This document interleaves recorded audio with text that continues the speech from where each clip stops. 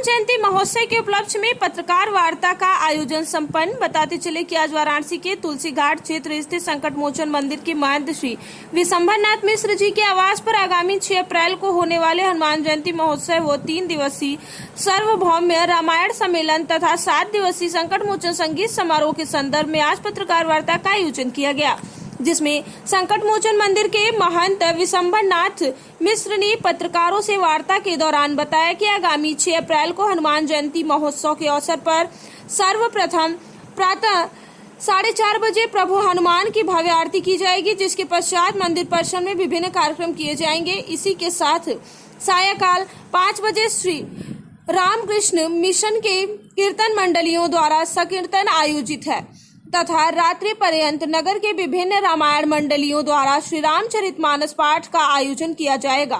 साथ ही साथ आपको बताते चले कि जिसमें 3 दिवसीय सार्वभौम रामायण सम्मेलन आयोजित है। इस कार्यक्रम में काशी तथा देश के अनेक सुप्रसिद्ध मानस वक्ताओं की कथा साया 5 बजे से रात्रि 10 बजे तक चलेगी, जिसमें सर्वप्रथम पंडित उमाशंकर शर्मा जी बरेली, श्री रमाकांत चतुर्वेदी जी हनुमानगढ़, श्री नीरज मिश्रा जी छपरा के हैं। तत्पश्चात 10 अप्रैल से 16 अप्रैल तक चलने वाले 7 दिवसीय संकट मोचन संगीत समारोह का भव्य आयोजन किया जाएगा, जिसमें देश ही नहीं विदेशों के भी नामचीन कलाकार बाबा के दरबार में हाजिरी लगाएंगे।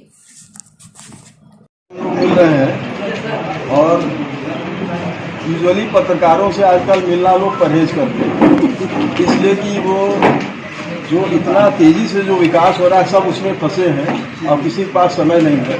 तो आज हम लोग किसी विशेष पर्पज से यहाँ मिल रहे हैं। और देखिए, ये शहर जो है बड़ा बेजोड़ शहर है।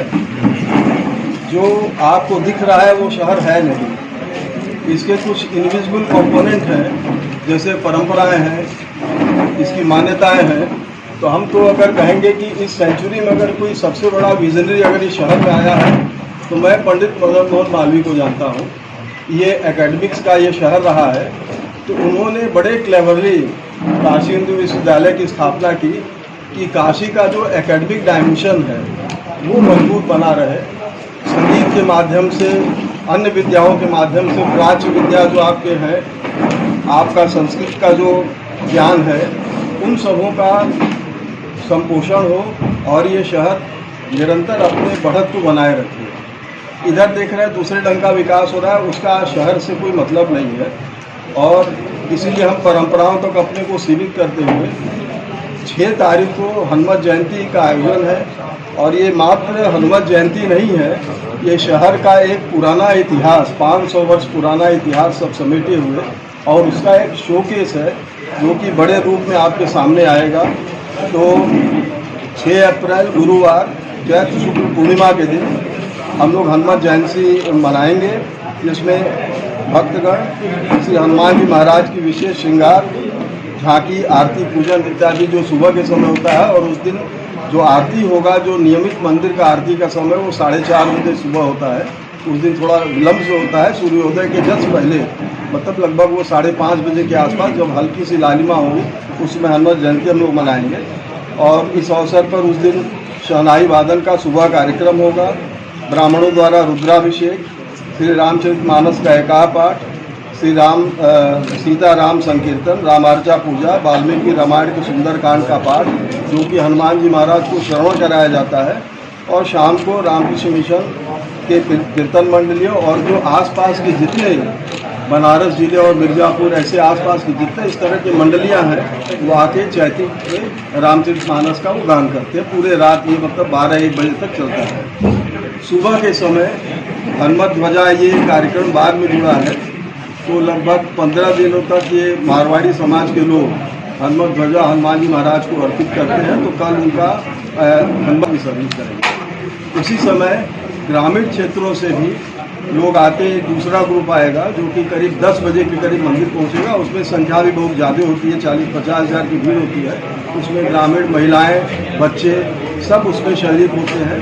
तो ये हम कहेंगे मंदिर के प्रति आदर और जुड़ाव है लोगों का, तब ये सब चीज़ें चल रही हैं। तो ये हनुमान जयंती के अवसर पर पहले दिन का ये कार्यक्रम है। फिर उसके बाद सार्वभौम रामायण सम्मेलन जो 3 दिवसीय और ये 100वां अधिवेशन है। इसमें देखिए जो कथा की पद्धति है वो काशी से हम तो कहेंगे पर्टिकुलर संकट मोचन में ये विधायक स्तर से डेवलप हुई है। गोस्वामी जी का स्थान रहा है। रामचरितमानस तो पहले था नहीं, गोस्वामी जी के समय से वो एग्जिस्टेंस में आया। उसके पहले वाल्मीकि रामायण से कथा वगैरह अपना सब चलता था। रामचरितमानस उसके बाद ही से स्थापित हुआ है। और ये जो कथा का मॉडर्न जो ये प्रयास है और जो स्वरूप है ये भी उसी मंदिर का देन है। वहाँ बहुत सहेज के उसको चला जा रहा है और आज भी वो पुराने परंपरा से उसमें कोई ग्लैमर और ये म्यूज़िक वगैरह उसमें इंट्रोड्यूस नहीं किया गया। एक वो तरह से देखिए एकेडमिक कथा है और उसमें ये मान्यता है कि जहाँ राम कथा होगी वहाँ हनुमान जी महाराज स्वयं श्रवण करते हैं राम कथा। तो इसमें लोकल व्यास तो रहेंगे ही और ये नित्य 5 बजे से लेकर 10 बजे रात्रि तक ये कथा दिनांक 7 अप्रैल से 9 अप्रैल तक चलेगा, जिसमें बाहर के कुछ वक्ता भी पार्टिसिपेट करेंगे। जैसे पंडित उमाशंकर शर्मा जी हैं बरेली से, श्री रमाकांत चतुर्वेदी जी हैं हनुमानगढ़ से और नीरज मिश्र जी हैं ये छपरा से हैं। इन लोगों का बाहर के ये व्यास जी लोग हैं, ये लोग कथा कहेंगे। उसके बाद जो बहुप्रतीक्षित संगीत समारोह है वो 10 अप्रैल से शुरू होगा और ये प्रतिदिन 7:30 बजे से शुरू होगा शाम को और सुबह जब तक समाप्त नहीं होगा तब तक ये चलेगा, रात पर्यंत ये चलता है। और हम लोग अभी ये कभी संगीत समारोह सिर्फ 1 दिन का होता था और इसका अगर सारा क्रेडिट हम देंगे ये बनारस के आर्टिस्ट का एक तरह से ये पार्टिसिपेट करके ये स्थापित किया गया है। हालांकि ये विधा गोस्वामी जी के समय से चला आ रहा है, लेकिन इसका जो ये मॉडर्न स्वरूप है ये लगभग 100 वर्ष पहले इनिशिएट हुआ था और आज एक दिन की जगह ये 6 दिन तक का हो गया। लेकिन इस बार चूँकि ये 1.25 साल पूरा कर रहा है और हम लोग एकोमोडेट नहीं कर पा रहे हैं तो टेम्पोररी फेज में 6 की जगह इस बार 7 दिन का करेंगे। उसके बाद भी हम एकोमोडेट नहीं कर पा रहे हैं। और देखिए ये केवल मात्र संगीत का नहीं है, ये हमारे शहर का एक महत्वपूर्ण डायमेंशन है।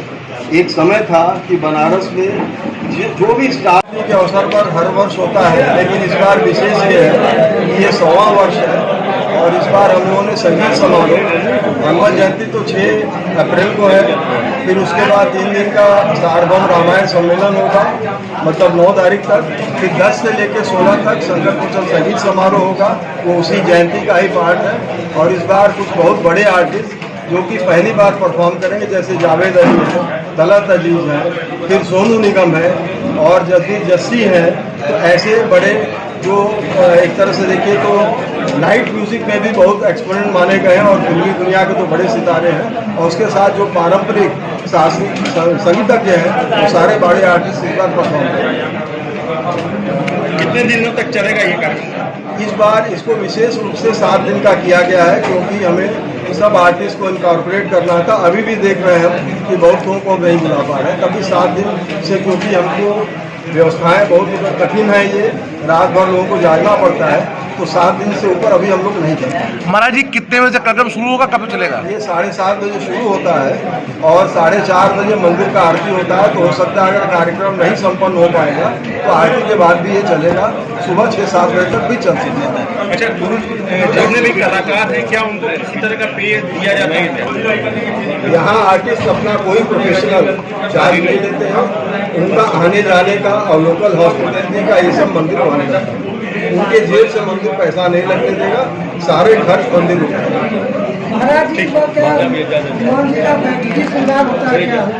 नहीं, ये तो विशेष श्रृंगार होता है और हनुमान जी की बैठने की झांकी होती है।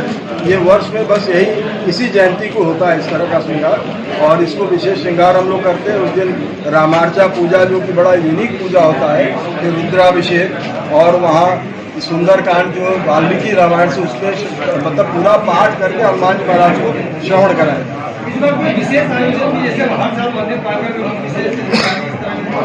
नहीं तो कला दीर्घा रहेगा और इस बार विदेशों से भी लोग उसमें पार्टिसिपेट करेंगे और वो 7 दिन चलेगा और हमारे डॉक्टर विजयनाथ मिश्रा जी उसका पूरी उसको कोऑर्डिनेट। महाराज जी लगभग संगीत समारोह के संदर्भ में सभी बातें हो गई और आपने बहुत ही अच्छे तरीके से सभी बातों के बारे में बताया। महाराज जी मेरा सवाल आपको तुलसी घाट और रामचरितमानस के संदर्भ में है कि वर्तमान राजनीति में रामचरितमानस की कुछ चौपाइयों को लेकर के राजनीति खेली जा रही है, इस संदर्भ में महाराज जी आप क्या कहना चाहते हैं? देखिए, रामचरितमानस पे आप राजनीति करेंगे भी तो राजनीति हो नहीं पाएगी। और हमको ये जो अभी नेगेटिव टाइप के जो कमेंट्स आ रहे हैं, तो इससे आपको हतोत्साहित पहले नहीं होना चाहिए। हमसे अभी 2-3 दिन पहले किसी ने पूछा रामनवमी के दिन, अगर रामचरितमानस के बारे में कोई सवाल उठा रहा है तो आपको प्रसन्न होना चाहिए कि एकमात्र यही ग्रंथ है जिससे सबको आशा है।